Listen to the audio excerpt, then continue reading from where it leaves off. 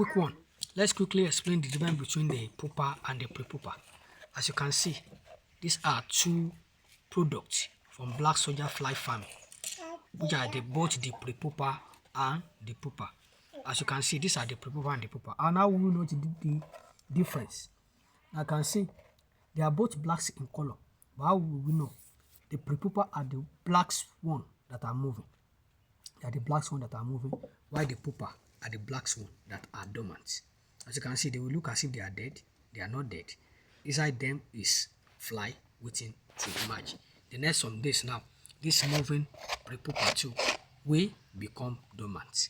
And for them to emerge as fly, that's the difference between the pupa and the prepupa. The prepupa are blacks in color, but they are moving.